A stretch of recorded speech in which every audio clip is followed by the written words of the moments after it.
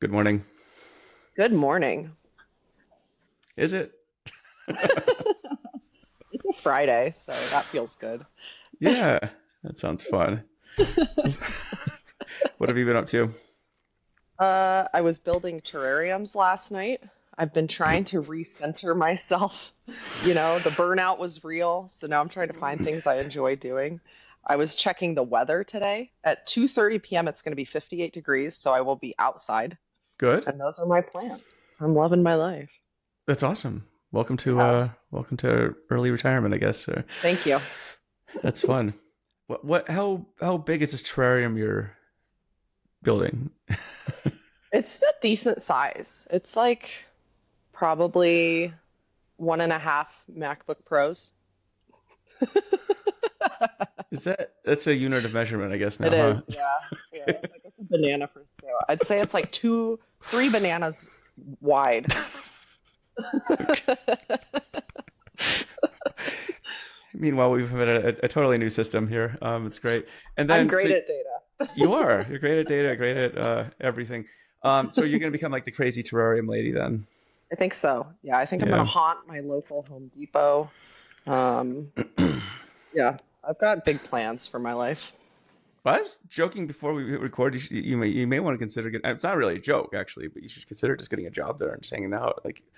I have a friend actually. One of my best friends from high school.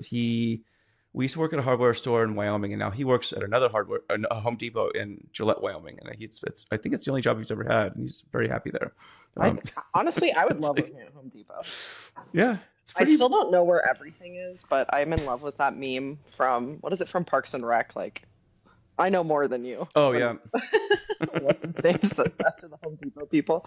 That's definitely not me, but I do have the false confidence.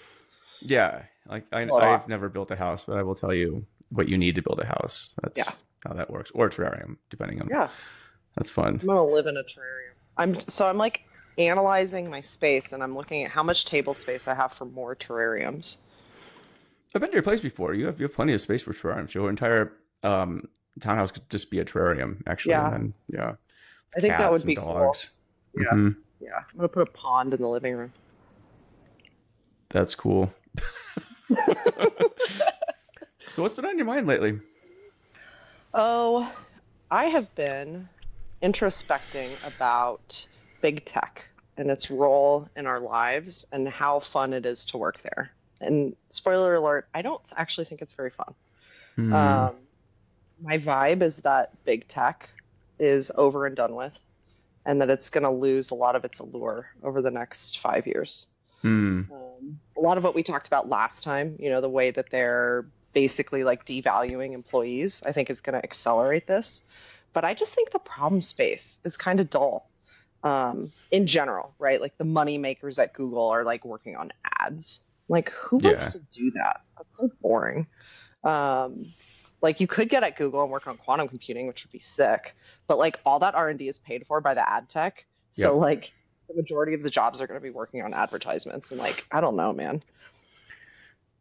So do you think that having like X Meta, X Google, X whatever will be sort of a thing of the past, or almost a badge of shame?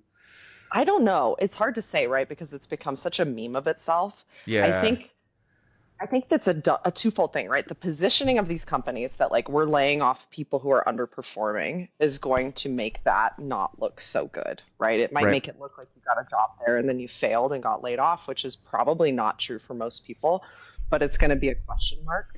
Um, and then, yeah, I think that the idea that, oh, you worked at big tech, so you have these great ideas and you are Hmm.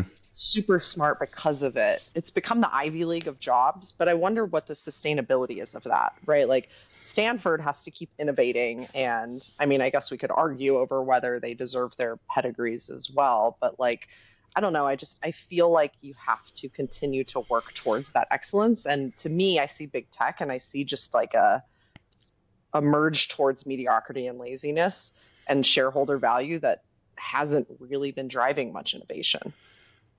Yeah, it's. I mean, it seems like these organizations they reach a certain size where it sort of takes on an inertia of its own that we were Yeah. talking about last time, CEO can control it to some degree, and the foot soldiers can control it to some degree, but it sort of just does its thing. And the mediocrity thing, I think, is true. There's definitely a reversion to the mean. Hopefully Hmm. you have a strong company culture where that reversion goes to a high mean versus a pretty crappy one. But yeah, it's interesting. I mean, I've had opportunities to go work in big tech. I never did it because there were a lot of reasons why I didn't want to do it. One, I think, was the cost of living. If I had to go move to Bay Area with two kids and whatever, it's not quite like being single and moving there. So Hmm. that's expensive. But also, I think you get to work on some cool stuff. But it definitely felt like it was a meat grinder from everybody I know who work at these places, and you definitely get to work with some top caliber people. But you know, it, it, I guess given where I am now, I also get to talk with top caliber people all the Yeah. time. So it doesn't matter. But but I do get the sense when I talk to people at these who are in big tech, especially in 2025, it definitely has a different vibe than it used to. I think it was one of those jobs or those areas where you'd want to go get work. Now I think people are definitely second guessing it, just because gloves came off. It's just a different vibe, like you say. So, but Yeah. I think they've taken for granted the fact that everyone wanted to be there and that they had this endless supply of job applicants. And I don't think that's going to dry up anytime soon. nah, pays too well. But yeah, yeah, as long as they still have the money. But here's the thing, right? Like, as they embrace AI and say that they're not going to hire more devs, and I don't know how true that is, right? But even the planning of that signals to shareholders that they're going to be saving money Yep. on comp. And that's why it's good for their stock. So then you think like, okay, if that's my plan is to get in there, but everyone is bullish on them because they're saving money, what's my Yeah. future here? Mm-hmm. Like they're just going to Yeah. be looking to replace me. I'm a line item that they don't need or they think they Inevitably, don't yeah. need. Mm-hmm. Yeah, I mean, I'd be interested to dig into the P&Ls and balance sheets of these companies and just see like where uh profitability, how it goes up, if it means less OpEx headcount, or whether CapEx expense goes up because you're investing in AI infrastructure or something like that, right? But Yeah. headcount's one of those things, right? If that declines, I'd be very curious to see what happens with profit margins. Do they correspondingly go up, or is it offset by deep investment in AI, and then how long does it take to recoup? So I mean, I guess all this information is public, sort Sort of of. not.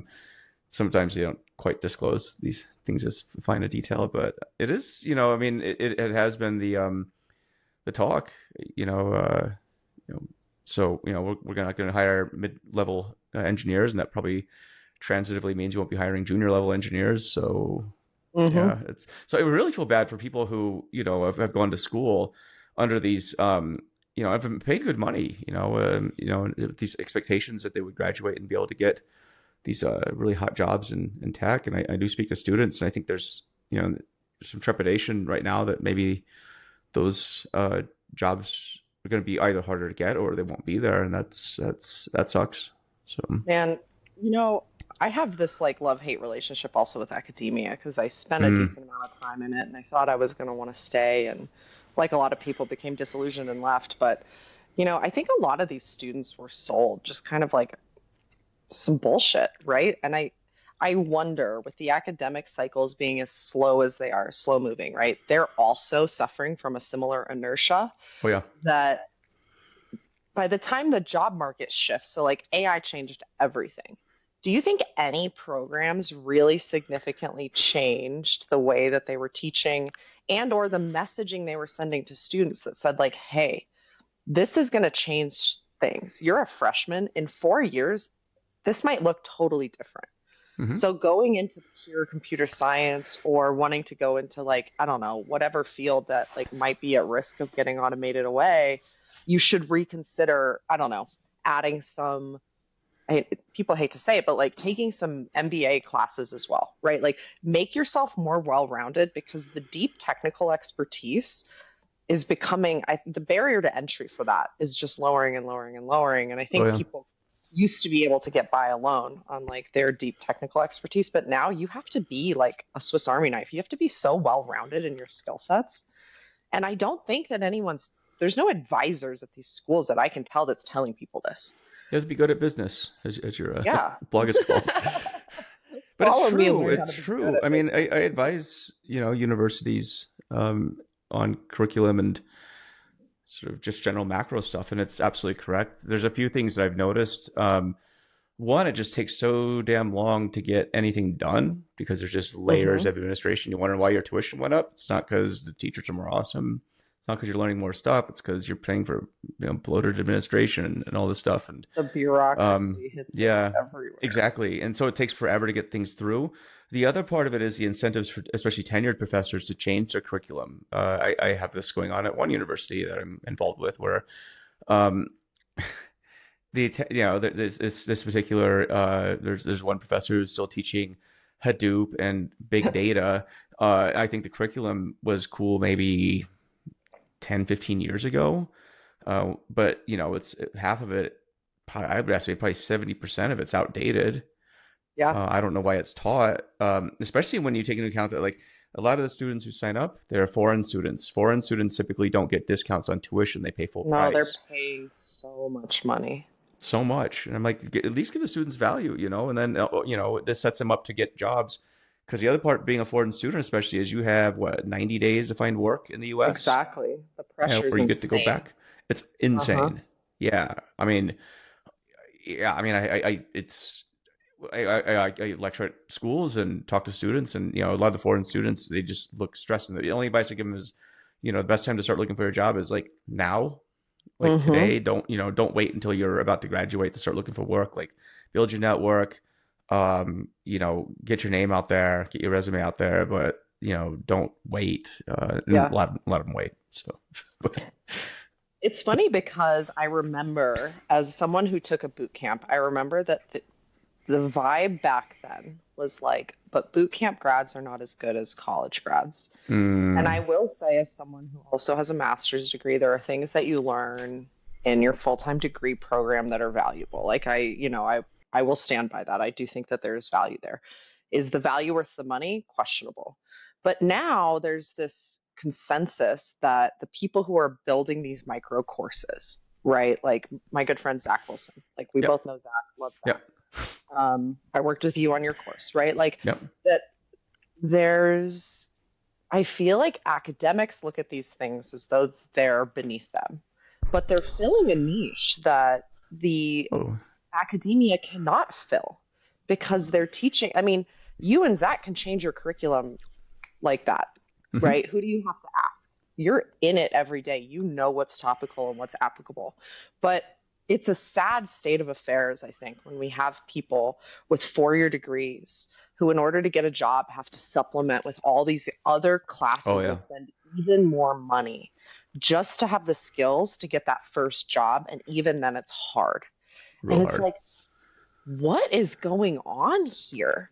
Right? It's not the fault of the people making the courses, right? Like there is a need for people to have these skills because they're not getting them in school. Absolutely. And that to me is a shame. Like I just can't imagine. But I don't know how academia becomes more agile, right? Like It's I guess they hard. just hire you and Zach to teach, but then you become part of their bureaucracy and are inherently hamstrung by the system in which you're operating.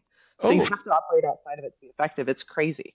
oh, for sure. Like the University of Utah, which is one place to teach, but I they wanted me to do a data engineering course based on the book, and but that, as at the same time that I was in talks with a deep learning AI to do the data engineering course, and it was kind of like, well, if I design this course, it's, either way, it's going to be a lot of work. On one end, I can impact maybe 50 students at a university taking the course, which is awesome.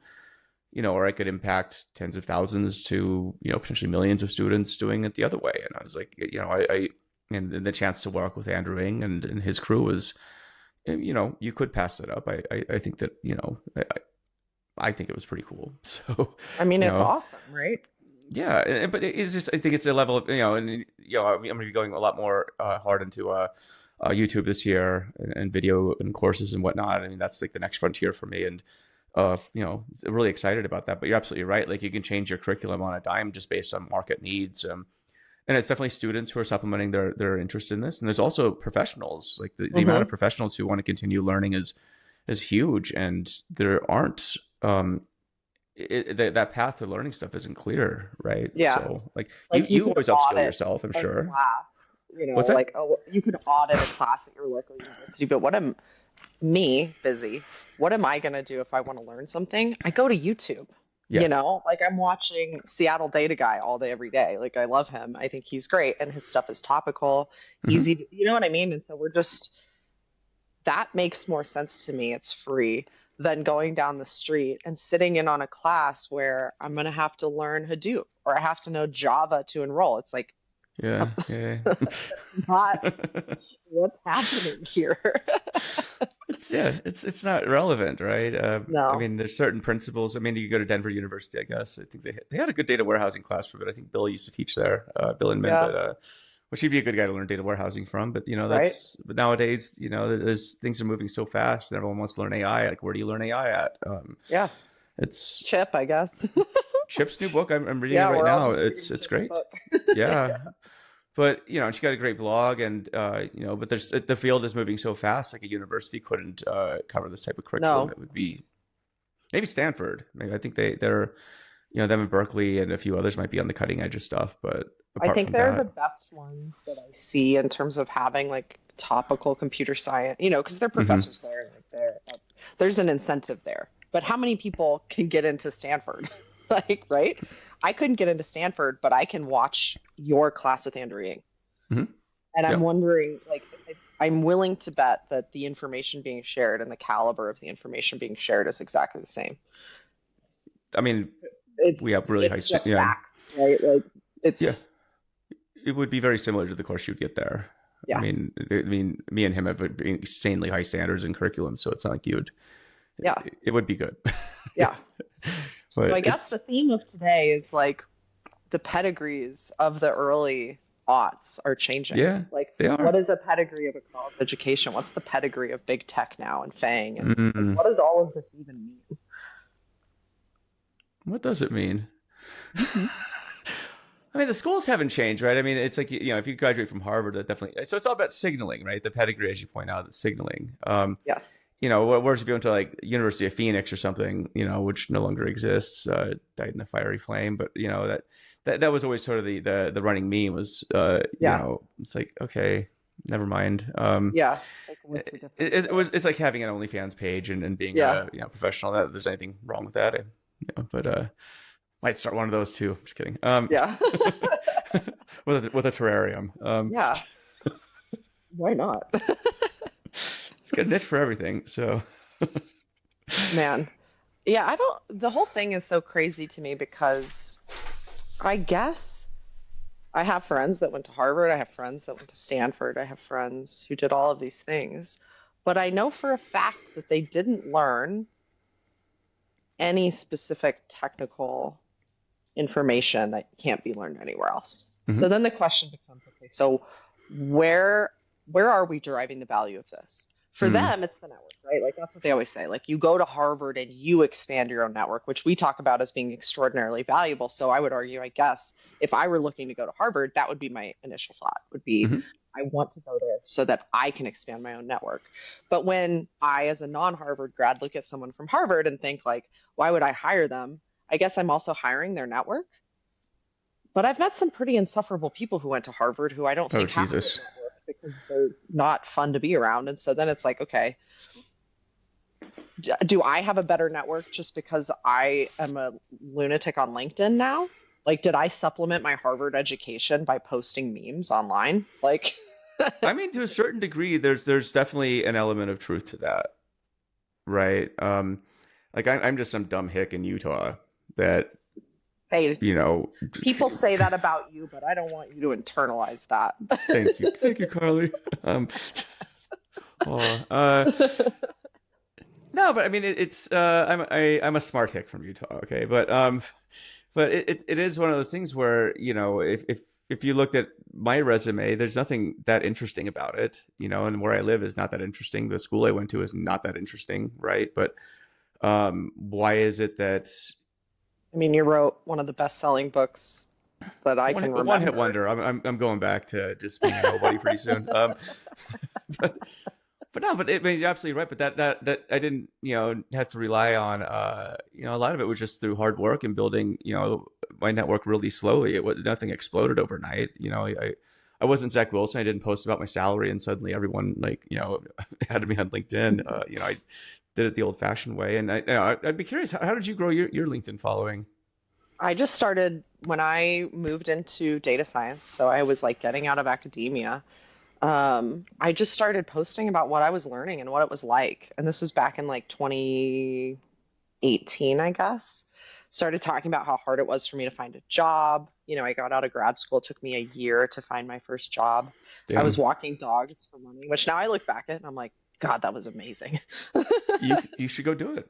I honestly might Yeah, like dog walking is kind of fun. reactivate my WAG account and just like get in it because it's so fun. Yeah, and so I just started sharing my journey, and it was never with the intention of, I guess it was to kind of network, but it was also just to have conversations with people because my friend group at the time were all like chemists. I didn't really have anyone to talk to about this stuff. Um, and so I was kind of just looking for people to bounce ideas off of and see like who else was going through the things I was going through. And come to find out, there were a lot of people around the world, who were also either interested in or experiencing the same things or wanted to do something similar and wanted to learn. And so that's kind of how it started. But then I guess now what we're talking about is you don't go to Harvard, you don't get this crazy pedigree education. You don't end up in FANG.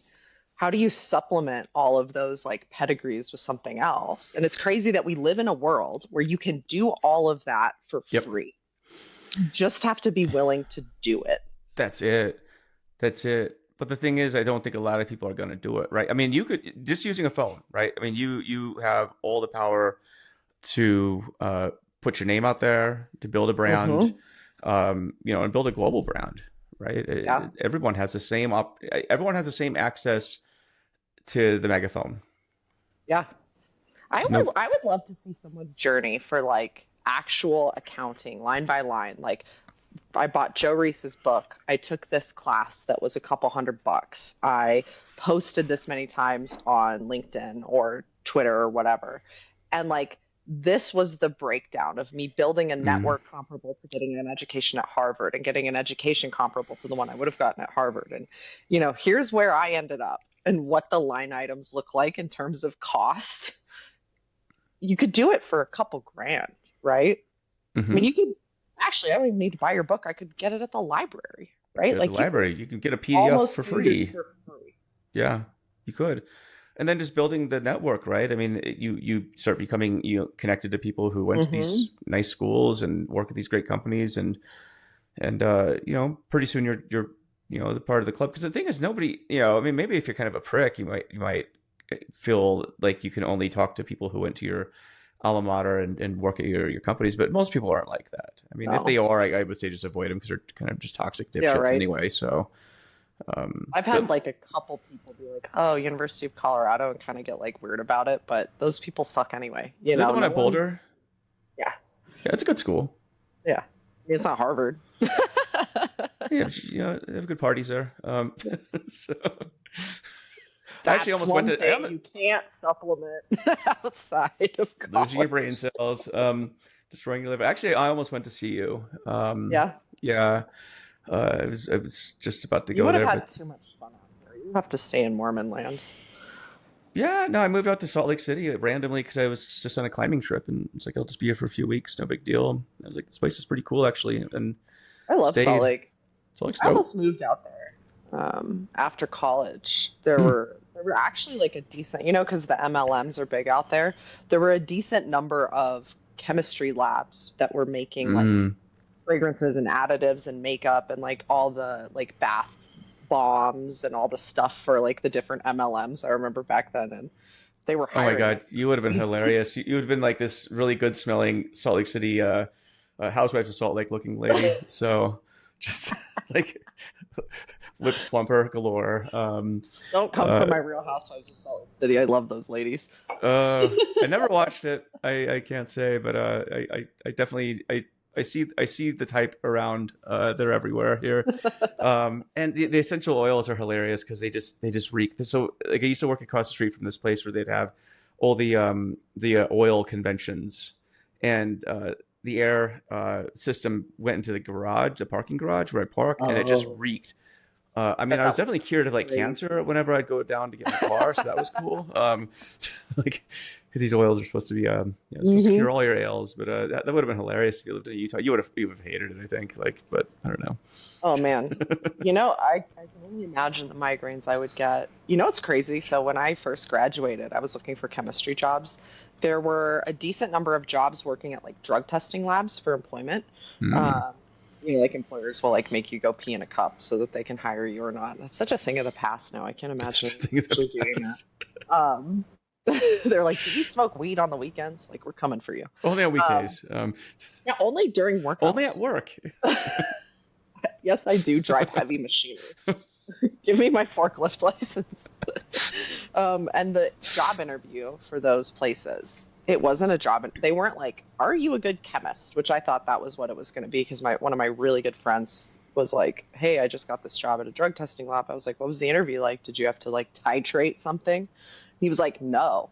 They put you in the closet with the urine samples, and if you could be in there for 5 minutes straight, you got the job."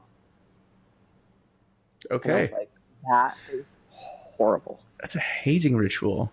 Yeah. Yeah. They were like, "Do you have hands and can you stand in this pee closet for 5 minutes?" Was it just Hired. because it like reeked or something? Or yeah, Yeah. I bet I it mean, would. not everyone is well hydrated, Joe. It's true. When I first moved to Salt Lake, actually, I got a job working at a nursing home because I could work at nights. I could go Oh, climbing in the day. That also God, reeked you really were a bad. dirty climber, weren't you? I didn't I realize was that. it's a dirt bag for sure. Like I could make meals in the back at night and like just do my laundry. It was great. I This is love that. before it's so much True fun. dirtbag life. Oh yeah, I mean, I would occasionally. I mean, it was. I think it was still the most rewarding job I ever had, in the sense where I got to really connect with, people at their final stages of life, and I made a lot of good friends there. And it Yeah, was that's it was actually sad. really nice. It was great. I mean, I loved working there. The work was brutal. It was absolutely disgusting. Yeah, Like I remember the first time I heard had to go it's change a very diaper, I was harmful. just like, "Fuck this! I Yeah. cannot." But you get used to it. So the trick is you breathe through your mouth, not through your nose. Uh, You have to mouth you breathe. could last in the pee closet. I could do what? I would You I could have would be lasted. fine. I would be fine in Yeah. there. I'm just like whatever. These people are hydrated, works, or these canisters or whatever. But occasionally the worst part was these people you build connections with. Sometimes you walk in and they're like dead or dying, Oh, and yeah, that's that's not sad. fun because you're like, oh, we gotta pick this one up now. So that Yeah. sucked. But apart from that, it was good. But I mean that and who knows? I kind of look at the types of work I want to do going forward. And giving back. Like one thing with this new company I started, Nerd Herd, which I kind of softly announced. A big thing I want to push on is education for kids. I feel like that it's a big mission right now. Is when I look at the way my kids are taught about AI, I mean they aren't right. And I sat in on Hmm. like this career counseling call with my with Milo. He's in middle school, starting to get him ready for college and stuff. And I was like, half these jobs ain't even going to be a thing by the time Milo graduates high Yeah. school in like 4 or 5 years. The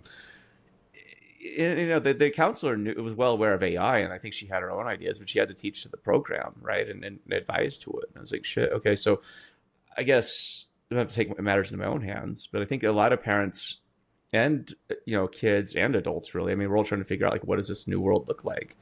Yeah. That's going to be a big thing I'm pushing on now because I think that's almost more important than tech and tech education is just how do people adapt to this new world where things nobody knows for sure yet, but Hmm. things are going to change. So That's actually really, I mean, that goes back to our earlier point, right? It's like who among us is actually driving these conversations to tell kids and college kids, like, this is my best guess for what the future is going to look like, and here's how you can prepare. And no one has a crystal ball, but it's better than basing what you're doing off of 10-year-old historical data right, because the world has changed so rapidly. so But like, rapidly. no one's actually having those conversations. And then we Mm-mm. have this conversation about, like, oh, I remember to bring it to DEI, which is a hot topic, I remember having these conversations about like, well, how do we bring more women into gaming, right? Mm, It's like, well, you can't just wave a magic wand and have all of these female game devs ready to hire on demand. Like yeah. they don't exist because you haven't told them from a young age, here's how you set yourself up. Here's how you get these jobs, right? This is what this looks like and you could fit in here. Like this is a job for women that women Hmm. can do. Like, and if you're not having those conversations with kids, then they're not taking the courses in college. Then they're not graduating ready to go. And then you're having these conversations about why can't we hire them? Because they Yep. don't exist in the volumes that you claim that you need. So what are you actually doing to go back and solve the root of the problem, Yep. right? So like if we don't have a future facing workforce, like what are we doing? That's just it. I mean, you're robbing the I mean, you're giving false hope and expectations to these kids and adults, really, right? Yeah. My wife right now, she's, I mean, I showed her computer use and operator, and she's like, okay, cool, like everything's gonna be automated that I do. I'm like, yeah, probably. So now she's starting to figure it out, and I think she's gonna move into a different type of work, and Hmm. so I think this her background's in finance and real estate. So thankfully, real estate is one of those areas where I don't think AI is going to automate anything because I don't know, it's land. What are you automating? Zillow tried. Zillow, yeah, right. And it just, yeah. So I think getting more back to basics on that. But my kid, Milo, and even my younger kid, who's 11. I mean, they both look at, they're both well aware of AI. And maybe that's Hmm. because of, I'm their dad, and I talk about it nonstop. But they're ahead of the curve on a lot of this stuff. I mean, You kids also know, learn stuff on the internet, right? Like they're all on all the time. TikTok, like and on Oh yeah. YouTube. Hmm. Yeah, and they're heavy gamers too. I mean, they play. I mean, I Aren't don't know, they maybe big Minecraft? they were big Minecraft. Now they're Fortnite. Like heavy Oh, Fortnite players. that's Yeah. awesome. Hmm. Yeah, we got a PlayStation 2, so that's PlayStation, not the PlayStation 2, but we have I got them a PlayStation over Christmas, so they have the Xbox and PlayStation because they're spoiled Oh, spoiled that's kids. awesome. But I thought I kind of got it for myself, but then I was like, Merry Christmas to you guys. I remember oh man, as a kid, getting the newest game console at Christmas was like the best thing ever. Hmm. Just a Which wild what was ride. your first console? Oh shit. Super Nintendo. Mm. Yeah. I used to play there was a Lion King game for Super Nintendo that was actually really hard, like a platformer kind of game. Mm. It was fun. I loved that. And then I had like every console since then. I was such a dork. But that got you into video games, right? Hmm. And so Yeah. And I played growing up with my mom, and so it was a thing that we that's would cool. do together. Yeah, I don't have any siblings, so it was just me and her, and we would game together. Hmm. It was a good way to bond, and so I think I was like primed to like know that this was a space I could work in. But again, without my mom being a gamer, like who would have shown me as a little girl that like, oh, video games are for girls too, you know? Like Yeah. none of my other Yeah. girlfriends played, so I would play with my like boyfriends, but like and then the parents were like, oh, gaming is such a waste of time. Like, we make our kids read. I can't believe your parents let you play video games. And now I look at them and I'm like, joke's on you. I have like a fucking awesome career that I built around this thing that I loved.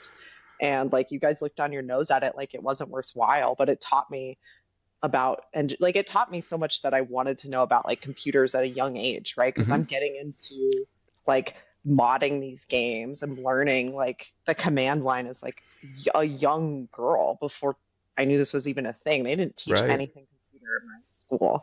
Like I was in I graduated in '08. There were no computer science classes, but I was like the nerd who was like all about it because I was trying to run Call of Duty on my like underperforming computer and trying to figure out how to get it to work. Like way back then. Well, that's fun, but you learned a lot, right? And I think playing games too, you learn a lot. Like Yeah. multiplayer games, you're learning strategy. Hmm. You're learning how to kill people in games. I mean, It's right? I'm ready for the apocalypse, dude. yeah. So, Like I but was on a flight to Texas like last summer and they were like, "Has anyone or do we have any service members on the plane?" And I stood up. I was stolen like, valor. I was like, yes, you're welcome. I play Call of Duty thank me for my service. And the people I was with didn't like that I did that. And I was like, Did you board the plane when they say active military? You can join the plane. You're like, that's me. you are welcome. SEAL Team Six. Yeah, what is it? Meal Team 6. Yeah, Meal Team Six. Yeah, I'm part of the that's Gravy SEALs. that's hilarious. But I mean, I you didn't learn a do lot of. that for anyone who actually Yeah, wanted. yeah. Just yeah. She's unhinged, but not I'm not a not dick that about it. crazy. Although Not actually yet. all the service members I know are the only people who would think that was funny. It's the non-service members who get offended Same. on their behalf. Yeah, yeah. And I'm sure we have military friends, but yeah, they would get it. They laugh about that shit. So Yeah. it's yeah. That's the one thing I did. I was contemplating going into the military when I was younger, but I didn't because I wanted to be like a ranger. Oh, But that would have been crazy. It's been pretty nuts. My dad was, he's in the military for a long time, and he's like, "Don't go. Yeah. Just trust me on this one." I was like, "Yeah, it seems like you're right." So, Yeah. I thought about joining the Air Force after school because I had such a hard time finding a job. hmm. And then come to find out, I think I was actually like too old to join. Sorry, I don't know if you guys can hear this breathing. There's a dog rubbing up on me. Oh, Um, Carly actually mouth breathes a lot. It's fine. I do. It's not my fault. Is that a golden doodle? I think. Yeah. Okay, I have one too. Hmm. Yes. She has her hair cut like a lion. That's a fun one to do on golden doodles. Hmm. Yeah, yeah. So you're going to join. I mean, you could have been like a drone operator or Yeah. something, or any number of things. I mean, they just have you like Yeah. I cleaning thought about toilets or going into whatever. But you know. like cyber intelligence too. Like Hmm. there's a lot of people actually in the like now that I work in security, there's so many people in the security space who come from military intelligence, Yep. um, which is also interesting because they're half like the military's also kind of really behind the curve on certain technology, but like I also see the way that people approach problems who come from that space are so versatile and they can learn new things really quickly Oh yeah. that it's one of those situations where you're like, that's the value of the experience is that it's not the actual technical skills that you learn because those may or may not be up to date, but it's the way that you think through problems and attack problems and like keep going towards a solution that is inherently valuable. And then it's like, okay, so now how do we differentiate the like technical skills from the approach to problems? That's because like the technical stuff, I guess, will change constantly. Change And with constantly. AI, like, the technical skills are going to be worth less. So maybe that's the takeaway here is to prepare yourself for the future. You need to have that mentality of Yeah. using whatever tools at your disposal to get to the right answer and be able to pivot and be, you know, intelligent about the way you approach problems. That's like Oh your yeah. inherent humanity, right? It's not knowing Hadoop. Like Oh that's yeah. I incomplete mean, knowledge. some of the most impressive people that I've interviewed for jobs have been service members, especially those who were in special forces. So Yeah. and like I remember one guy he was a Marine scout, so that's special forces for the Marines. Mm-hmm. And then another guy was Navy SEAL. And those types of people I'll take a call with them any day because like they have the mindset that not a lot of people have. I don't know, my thumb just went up. They, hey, I mean, but I mean, they're able to. I mean, you get into special forces because it's the exact opposite of being in infantry. You're expected to be able to work autonomously and figure things out, Mm-hmm. and be very resourceful. And I'm like, that's exactly the type of skill set you need to work in tech. Like, you're not there to be an assembly line grunt. Yeah. You're there to you know fuck shit up. So Yeah. If you're in the mindset that you need a problem, and this is not for junior devs because that's obviously the way they work, but if you're like of the mindset that you need a problem packaged up for you, handed to you with like a decent understanding of the direction of the solution and then a time frame given to you in which to do the routine work, like you are AI at that hmm. point, Yep. right? And like so where do you go to go one step beyond that? You have to have exactly what you're saying, right? Like this ability to self-service and just Hmm. like be autonomous, be constantly just driving towards new and interesting solutions which is the and exact not being opposite of what's. afraid to fail, Well, right? Like yeah, imagine that's a big this one. Marine, failure for them is like getting killed in action. So anything Yep. in tech is pretty low stakes, right? Like Call of Duty, you just your score goes down. Just kidding, but in the real my world, it's a bit different. my KD is very precious to me, I'll have you know. We gotta play sometime. You'll completely destroy me, but it'll also be fun. Maybe I'll text you my gamer tag. Uh, yeah, it'd be fun. But I mean, you're absolutely right though. But that type of mentality and those skills are exactly what's not taught in school, and what Hmm. employers don't really want you to do. Yeah. Right? I mean, it's like just fit in this box. Color in the lines, and and so I mean, even a lot of bigger companies, right? I think it's almost a place where it could be more prevalent depending on the type of company you're at. But especially when you talk about enterprise, not big tech, but enterprise, like those are the kind of places where people just kind of go hide in the woodwork and Yeah. fade We away. always joke that's where you go to retire. Could be. Like Milton Adams, you just go work in the basement. Yeah, he wasn't even getting paid. That's true. Yeah, he just got laid off, and they think he just kept showing up for whatever reason. Or maybe they were paying. I can't remember what it was. They were paying him, or he didn't get No, paid. he Yeah. wasn't getting paid, and then he kept asking, I think, about his paycheck. And he's like, I'll keep coming as long as they don't touch my stapler. But that's what happens.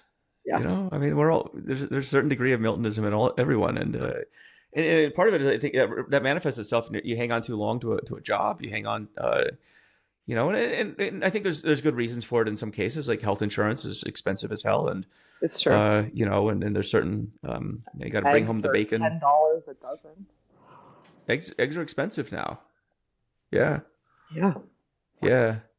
I just Still threw gotta one away feed the the other day. 'Cause I'm so families. fucking rich, whatever. Just kidding. Like, And egging whatever. people's houses is now like a status symbol. It's like a wealth. It kind of is. It is. I make eggs for my kids. I'm like, you better eat the eggs. I'm not gonna have like a plate No. of half-eaten eggs. What are you doing? Yeah. What do you think? We're made out of money here? Yeah, exactly. I mean, Have them pay you back for any uneaten eggs. you joke about this, but I have actually started like teaching them the value of money. So like if we're on trips, they don't finish food. Especially we're in Costa Rica, and I was astounded at how You said the expensive it food was was. crazy expensive, Oh my right? God! Like a gallon of milk was like $7, I think, US. Holy crap. And like a pizza, and we had like 6 kids with us, right? So I mean, these, Oh, they eat like fiends, and like one pizza was like $40 US. holy crap. Yeah, That's it adds crazy. up. Yeah, like this, and all the food kind of sucks. No offense to people in Costa Rica, but like your food's expensive and it's kind of mid. Yeah. But uh, yeah, but I was just like, so when they would waste food, I'm like, dude, you realize that's That's real money sitting there. $15 worth of pizza. Yeah, I'm like, cool. Pay When you me get back, you have back. to go clean the house. So. I did it. I actually did that because I'm like, you're gonna start learning that, this does, things are valuable, and Mm-hmm. don't be wasteful about things. And Yeah. so, yeah, I'm that guy, Good for you. I guess. Kid's gonna hate me, but being a strange dad, Cheap bastard. yeah. I mean, I don't know. I mean, I can afford things, but I want to institute. I at least want to teach them the value of like just not being wasteful. It's just it's Better than gross. raising a couple of brats, man. Like, Oh there's God, nothing worse than children of privilege who just no. have assumptions about the They're very world. punchable. Yeah. Yeah. You do not want to raise punchable children. Don't raise punchable kids. That's the other takeaway today. That is. So, That should be the main one, actually. Just title this podcast How to Not Raise Punchable Kids. or don't be a punchable person either. In general. In Ew. general, Like the guy that went to Harvard, the punchable guy that no one wants in their network, Don't be that guy. don't be that guy. Well, Carly, have a good day. I hope you Thank you. spend your days roaming around Home Depot like a crazy zombie or something. I am going to do that. I need to get some spray paint. I might take up For tagging. I don't know. tagging, gamer tags. I don't know. Yeah. What are you gonna go spray paint? I have some bar stools that I got. Oh, okay. Yeah. Yeah.